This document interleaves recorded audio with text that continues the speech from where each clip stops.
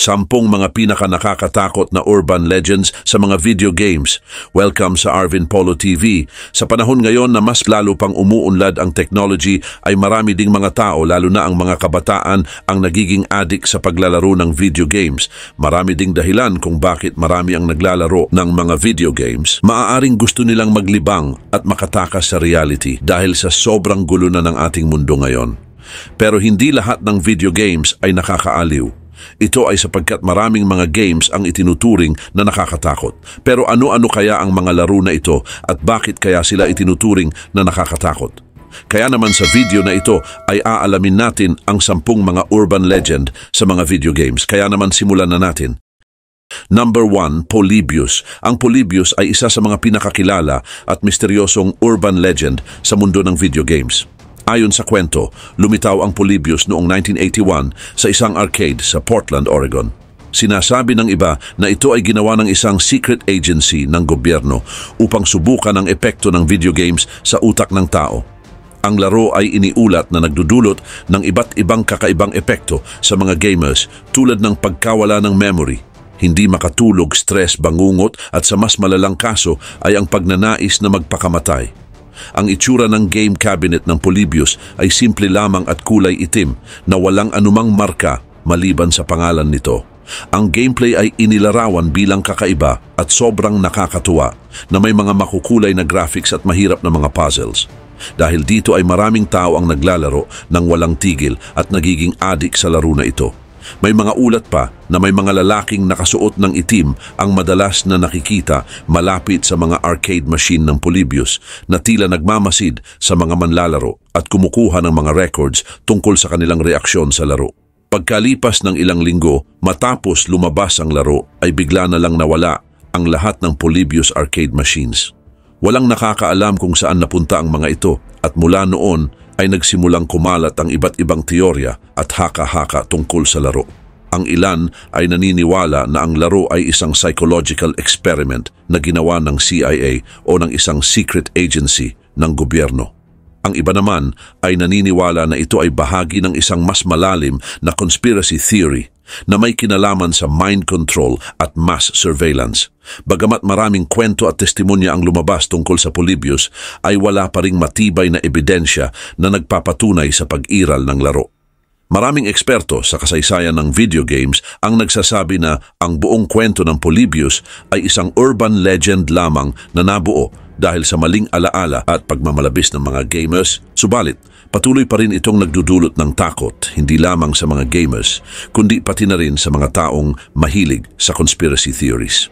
Gayon din, ang kasikatan ng Polybius bilang isang urban legend ay lalo pang lumaki dahil sa internet. Maraming articles, videos at forums ang tumatalakay sa misteryo ng Polybius. At ang kwento nito ay ginamit para sa iba't ibang media tulad ng TV shows, comics at video games.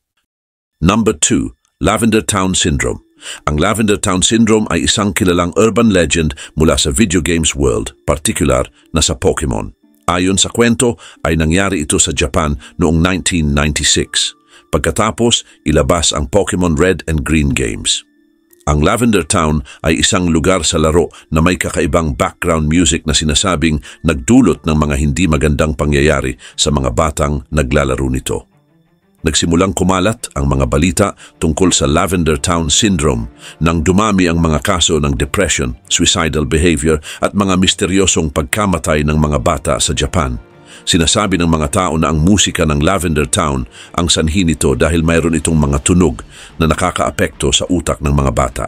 Ayon sa urban legend ay hindi maririnig ng mga matatanda ang mga tunog na ito kung kaya't mga bata lang ang naaapektuhan. Maraming nagsabi na ang mga batang ito ay nagpakamatay o nagkaroon ng matinding problema sa pag-iisip pagkatapos marinig ang kakaibang musika. Samantala, lalo pang naging mas nakakatakot ang kwento nang sabihin na ang original version ng musika sa Lavender Town ay mayroong binaural beats, mga tunog na ginagamit sa therapy pero maaaring mapanganib kapag mali ang pagkakagamit.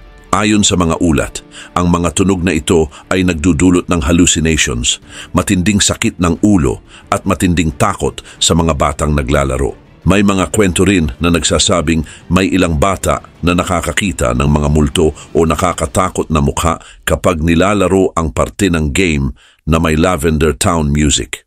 Dahil sa takot ng mga magulang ay marami ang nagreklamo sa mga gumawa ng laro.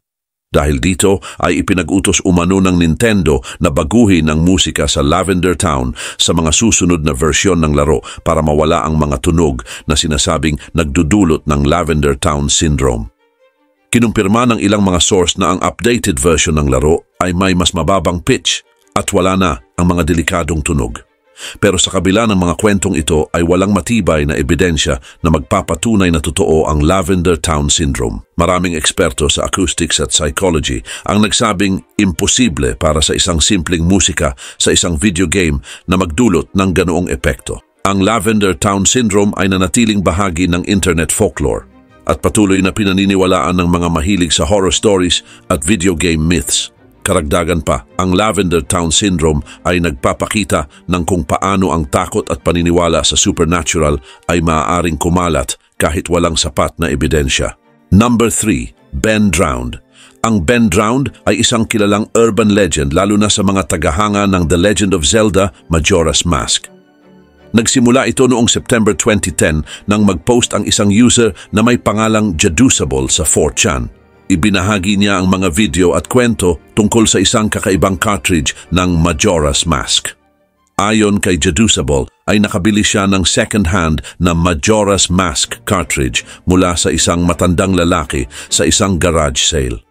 Walang label ang cartridge at may nakasulat lang na Majora gamit ang permanent marker. Nang simulan niyang laruin ang game ay may nakita siyang save file na may pangalang Ben. Dahil sa kanyang curiosity ay nilaro niya ang save file na ito. At habang nilalaro ni Jadusable ang save file na Ben, ay napansin niya ang mga kakaibang nangyayari sa game. Ang mga non-playable characters ay nagsasalita ng kakaiba at may mga glitches sa graphics. Ang character na ginagamit niya ay napupunta sa mga lugar na hindi niya pinaplano. Lagi rin lumalabas ang mga mensaheng tulad ng, "You shouldn't have done that. You've met with a terrible fate, haven't you?" At Ben is getting lonely. Samantala, habang patuloy si Jadusable sa paglalaro ay mas dumarami ang mga nakakakilabot na pangyayari.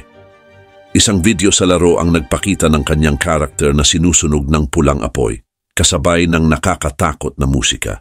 Dahil dito ay nagsimula siyang mag-upload ng mga video sa YouTube para ipakita ang kanyang mga karanasan sa laro. Sa mga sumunod na araw ay nag-post naman si Jadusable ng mga bagong detalye tungkol sa kanyang karanasan. Natuklasan niya na ang espiritu ng isang batang nagngangalang Ben na nalunod ay nasa loob ng cartridge. Pinaniniwalaan niya na si Ben ay namatay noong bata pa siya at ang kanyang kaluluwa ay nanatili sa laro, na nagiging sanhi ng lahat ng kakaibang pangyayari. Kaugnay pa nito, habang patuloy na nilalaro ni Jadusable ang laro, ay mas nagiging kakaiba at nakakatakot ang mga pangyayari. Ang kanyang computer ay nagsisimulang magpakita ng mga kakaibang mensahe at ang kanyang mga online posts ay tila pinapalitan ng iba. At ang isang video na kanyang in-upload ay nagpakita ng kanyang character na naging estatwa at natutunaw, kasabay ng malakas at nakakabinging musika. Sa huli ay sinabi ni Jadusable na tinutugis na siya ng espiritu ni Ben. Ang kanyang mga huling mensahe ay puno ng takot at pagsisisi at tila nawawala na siya sa kanyang sarili. Ayon sa kanya, si Ben ay lalong nagiging malakas bawat araw at tila wala ng paraan para makatakas siya sa sumpa ng haunted cartridge. Number 4. Pale Luna. Isa rin sa mga kilalang kwento sa mundo ng video games ay ang tungkol kay Pale Luna. Bagamat hindi ito gaanong sikat, ang kwento ni Pale Luna ay nagdulot ng takot sa mga naglalaro at nagbabasa nito. Noong 1980s ay may isang text-based adventure game na tinatawag na Pale Luna. Ang laro ay kakaiba at mahirap hanapin na para bang ginawa lamang para sa iilang tao. Sa paglalaro ng Pale Luna ay bibigyan ng gamers ng mga utos na tila walang koneksyon. Halimbawa, sa simula ng laro ay makakatanggap ang manlalaro ng mga utos tulad ng Get Gold, North, East, North at North. Ang laro ay tila walang direksyon at paulit-ulit, pero sa dulo ng mga utos ay may lalabas na mensahe. Congratulations, 40, 24248, 121.4434. Ang mga numbers ay parang coordination at dito nagiging kakaiba ang laro. Kaugnay pa nito, ayon sa urban legend, isang manlalaro ang sineryoso ang mga coordination at pumunta sa lugar na tinutukoy nito. Matapos ang mahabang paglalakbay ay natagpuan niya ang isang liblib na lugar sa California, USA. Doon ay hinukay niya ang lupa at nagulat siya nang matagpuan ang mga fossils ng isang batang babae na may pangalang Luna, kasama ang isang note na nagsasabing, "Pale Luna smiles wide." Ang kwento ay nagbigay ng takot at kaba sa mga nakabasa nito at iniisip kung paano nagawa ng isang laro na ituro ang eksaktong lugar ng isang bangkay. Maraming nagsasabi na fiction lamang ang kwento ni Pale Luna. Subalit, hindi maikakailangan nagdulot ito ng takot sa mga tao, lalo na sa mga gamers at mahilig sa urban legends. Ang kwento ay nagbigay din ng maraming tanong tulad ng paano nagawa ng isang laro na magbigay ng eksaktong coordination. Sino ang gumawa ng laro at ano ang kanilang layunin? At ang mga tanong na ito ay patuloy na nagiging palaisipan para sa marami. Sa kabilang banda, ang Pale Luna ay isang magandang halimbawa ng kung paano nagagamit ang technology at kwento para lumikha ng isang nakakatakot na urban legend. Number 5. JVKLF 6 Guac DSP. Ang JVKLF CR na 6 DSP ay isang kilalang urban legend sa mundo ng video games, lalo na sa The Elder Scrolls 3 Morrowind. Ito ay isang mod na naging usap-usapan noong kalagitnaan ng 2000s dahil sa mga kakaibang epekto at nakakakilabot na karanasan ng mga gamers. Nagsimula ang kwento sa isang forum kung saan may nagbahagi ng mod na ito na sinasabing nakakabaliw at nagdudulot ng kakaibang mga pangyayari. Kapag na-install ang JVK Wambebention 666.esp ay magmumukha itong normal na mod sa simula. Pero pagkatapos ng ilang sandali ay mapapansin ng mga gamers na nagpi-flicker ang screen na parang may problema sa graphics card o monitor. Sunod ay mapapansin na ang mga non-playable characters sa laro ay parang natutulog o patay na at hindi na gumagalaw. Ngunit ang tunay na takot ay mararanasan kapag nagpatuloy sa paglalaro. Sinasabi na kapag nagpatuloy ang paglalaro ay makikita ang isang kakaibang karakter na tinawag nilang The Assassin. Ang karakter na ito ay laging sumusunod sa gamer pero biglang nawawala kapag sinubukan itong lapitan o tingnan ng malapitan. Ang presensya ng assassin ay nagdudulot ng takot at pagkabalisa sa mga manlalaro, na parang may tunay na nilalang na nagmamasid sa kanila mula sa screen. Bukod dito, may isa pang kakaibang bahagi ng mod na ito, at ito ay ang isang pinto na lilitaw na hindi bahagi ng original na laro. Kapag binuksan ang pinto ay dadalhin ang gamer sa isang madilim at malawak na underground dungeon. Ang dungeon na ito ay tila walang katapusan at puno ng mga kakaibang inscriptions sa mga pader. Ang mga inscription na ito, kapag sinubukang basahin, ay nagbibigay ng mga cryptic at minsan ay nakakatakot na mensahe. Samantala, ayon sa kwento, ang mod na ito ay nagdudulot din ng kakaibang epekto sa mga manlalaro. May nagsasabi na ang mga naglaro ng matagal ay nagkaroon ng insomnia, paranoia at hallucinations. May mga ulat na nakarinig ng mga boses o nararamdaman ang presensya ng isang bagay kahit hindi naglalaro. Ang ilang manlalaro ay nagulat din ng masamang panaginip na tila konektado sa mod. Number 6, Squall's Dead. Ang Squall's Dead ay isa ding kilalang urban legend sa mundo ng video games, lalo na sa mga tagahanga ng Final Fantasy VIII. Ayon sa kwentong ito, ay namatay si Squall Leonhardt, ang pangunahing karakter, sa kalagitnaan ng laro, at ang natitirang bahagi ng laro ay mga illusion o pangarap niya bago siya tuluyang mamatay. At nagsimula ang teorya nang mapansin ng ilang manlalaro ang kakaibang pagbabago sa kwento pagkatapos ng isang eksena. Sa Final Fantasy VIII ay mayroong eksena kung saan ay natamaan si Squall ng malaking ice shard na ibinato ni Edea sa dulo ng Disc 1. Maraming manlalaro ang nagtatanong kung paano siya nakaligtas sa ganitong kalaking sugat. Ayon sa teorya ng Squall's Dead ay hindi talaga siya nakaligtas. Namamatay daw si Squall sa sugat na iyon at ang natitirang bahagi ng laro ay bunga lamang ng kanyang imagination habang nasa bingit ng kamatayan. Samantala, isa sa mga pangunahing punto ng teorya ay ang biglaang pagbabago sa tono ng laro. Mula sa isang makatotohanang kwento ay naging mas surreal ito at puno ng mga hindi maipaliwanag na pangyayari. Pagkatapos ng insidente ay nagiging mas komplikado at hindi logical ang mga pangyayari sa laro. Ang ilang eksena tulad ng pagbisita sa isang alien spaceship at ang labanan sa time compression ay tila sobrang kakaiba kumpara sa unang bahagi ng laro. Sinasabi ng mga taga-suporta ng teorya na ito ay nagpapakita ng mga illusion ni Squall habang siya ay nag-aagaw buhay. Bukod dito, ang mga kakaibang pagbabago sa mga characters at relasyon nila sa isa't isa ay sinasabing sumusuporta sa teorya. Halimbawa, ang biglang pag-usbong ng romantic relationship ni Squall kay Rinoa pagkatapos ng insidente ay tila masyadong mabilis at hindi natural. Ayon sa mga taga-suporta ng teorya, ito ay isang indikasyon ng mga fantasy ni Squall habang siya ay nasa estado ng kamatayan. Dagdag pa rito, isa pa sa mga pinagtatalunan ay ang ending ng laro. Sa huling bahagi ng Final Fantasy VIII ay may eksena kung saan tila nakalimutan ni Squall ang mukha ni Rinoa. Sinasabing sumisimbolo ito sa pagkawala ng kanyang pagkilala sa reality. Number 7, Herobrine.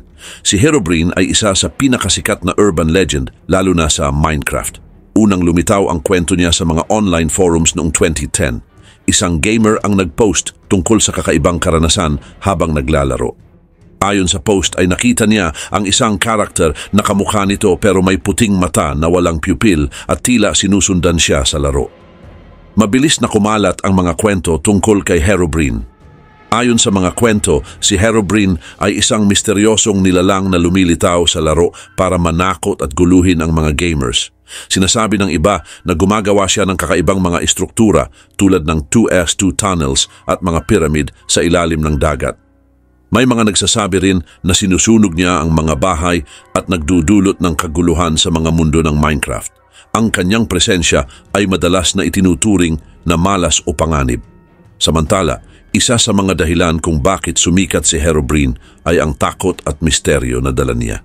Ang idea na may isang nilalang sa loob ng laro na may sariling isip at layunin na hindi kontrolado ng gamer ay nakakatakot. Subalit, mas lalo pang lumakas ang kwento dahil sa mga fake screenshots at videos na nagpapakita ng sightings ni Herobrine na gawa ng mga fans para palakihin ang alamat. Kaugnay din nito, ang Mojang, ang kumpanya sa likod ng Minecraft, ay paulit-ulit na itinanggi ang pag-iral ni Herobrine. Sa bawat update ng laro ay madalas nilang idinadagdag ang removed Herobrine sa changelog bilang isang biro. Pero sa kabila ng mga pagtanggi ng Mojang ay lalo pang lumakas ang paniniwala ng iba na tunay ngang bahagi ng laro si Herobrine na itinatago lamang ng mga developer. Ang kwento ni Herobrine ay nagpapakita kung paano lumaganap ang mga urban legend sa modernong panahon, lalo na sa internet. Number 8, Pokemon Creepy Black. Ang Pokemon Creepy Black ay tungkol sa isang fake version ng Pokemon Red Blue na may madilim at nakakatakot na bahagi na hindi makikita sa original na laro. Ang kwentong ito ay unang lumabas sa iba't ibang internet forums at creepypasta websites kung saan ibinahagi ng mga gamers ang kanilang mga karanasan tungkol sa laro.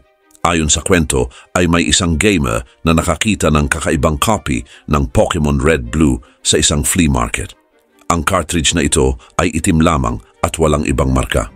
Sa paglalaro ng game ay napansin agad ng gamer ang ilang kakaibang pagbabago. Sa simula ng laro ay binigyan ng gamer ng isang kakaibang starter Pokemon na tinawag na Ghost. Ang Pokemon na ito ay may natatanging kakayahan na tinatawag na Curse. Subalit, habang nagpapatuloy ang laro ay napansin ng gamer na ang paggamit ng Curse ay nagdudulot ng kakaibang epekto. Sa bawat pagkatalo ng kalaban ay nawawala ang kalaban at ang kanilang trainer ay nagiging isang lapida. Ito ay nagdudulot ng mas nakakatakot na atmosphere sa laro dahil tila pinapatay ng Ghost ang bawat Pokemon at trainer na kanyang nakakalaban. Kapag sinubukan ng manlalaro na tingnan ang stats ng mga Pokemon na natalo ng Ghost ay makikita lamang ang salitang dead. Samantala, ang pinakanakakatakot na bahagi ng kwento ay ang huling bahagi ng laro. Matapos talunin ng Elite Four ay dadalhin ng gamer sa isang kakaibang version ng Pokemon Tower sa Lavender Town. Sa halip na mga normal na laban ay makikita ng gamer ang mga lapida na may pangalan ng lahat ng Pokemon at trainers na natalo ng Ghost. Sa huli ay haharapin ng player ang sarili nilang character mula sa simula ng laro. Kapag ginamit ang curse sa sarili, ay magiging itim ang screen at magre-reset ang laro. Sa bawat pag-restart naman ay makikita lamang ng manlalaro ang madilim na version ng simula ng laro, kung saan ang kanilang character ay nakukulong sa napakadilim na lugar. Number 9. Sad Satan. Noong June 2015 ay isang YouTube channel na tinatawag na Obscure Horror Corner ang nag-upload ng mga video tungkol sa isang kakaibang laro na pinangalanang Sad Satan. Ayon sa uploader ay nakuha niya ang laro mula sa isang deep web link na ipinadala ng isang anonymous person. Ang mga video na ito ay naglalaman ng mga kakaibang image, nakakatakot na tunog at mga messages na mahirap maintindihan. Ang Sad Satan ay mayroong simpleng gameplay pero sobrang nakakatakot. Ang gamers ay naglalakad sa mga madilim na hallway na puno ng mga disturbing image at tunog. Sa mga video ay makikita ang mga static image ng mga kilalang tao tulad ni Adolf Hitler at Margaret Thatcher at pati na rin ang mga larawan ng mga batang tila nasaktan.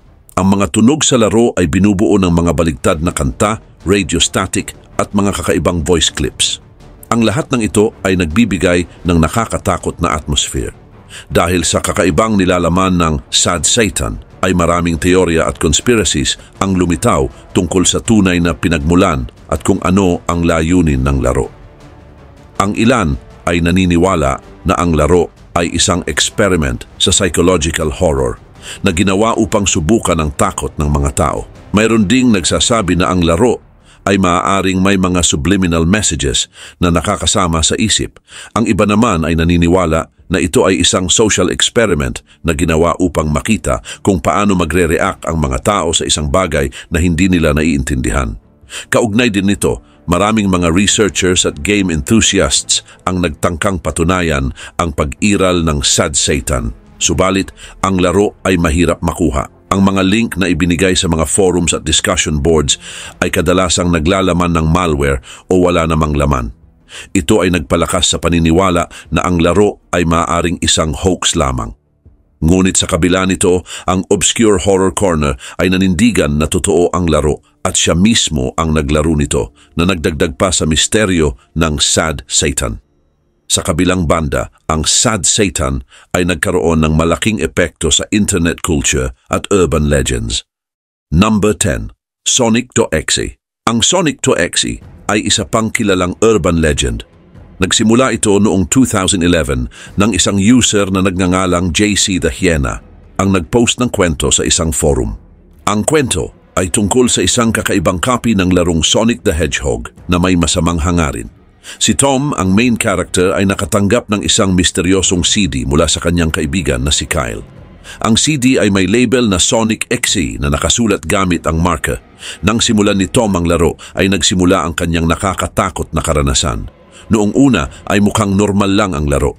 Pero hindi nagtagal ay napansin ni Tom ang mga kakaibang bagay. Ang mga character sa laro ay mukhang nagdurusa, may dugo at takot sa kanilang mga mata at ang musika ay nakakatakot. Ngunit ang pinaka-nakakatakot na bahagi ay nang makaharap ni Tom si Sonic, pero hindi ito ang Sonic na kilala ng lahat. Ang Sonic.exe ay may pulang mata na duguan at nakakatakot ng ngiti. Tila kaya nitong magpakita ng mga mensahe na parang kinakausap si Tom, na parang alam nito ang iniisip niya. Habang naglalaro si Tom, ay lalo siyang natatakot dahil sa mga nakakatakot na image at kakaibang pangyayari. Ang laro ay parang may sumpa na nagpapahirap sa sinumang naglalaro nito at habang nagpapatuloy ang laro ay mas lalo itong nagiging brutal at nakakatakot. Ang kwento ng Sonic.exe ay mabilis na kumalat sa internet. Maraming tagahanga ang gumawa ng sarili nilang mga laro at video tungkol dito na nagpalakas pa ng kasikatan nito. Ang kwento ay nakapukaw ng interes ng maraming tao dahil sa idea na ang isang inosenteng laro tulad ng Sonic the Hedgehog ay maaaring maging masama. Ang mga detalye ng kwento kasama ang mga kakaibang visuals at nakakatakot na mga messages ay nagdala ng takot sa mga readers at gamers. Ang Sonic.exe ay hindi lang simpleng kwento, ito rin ay naging bahagi ng internet culture na mahilig sa mga nakakatakot na kwento at misteryosong laro.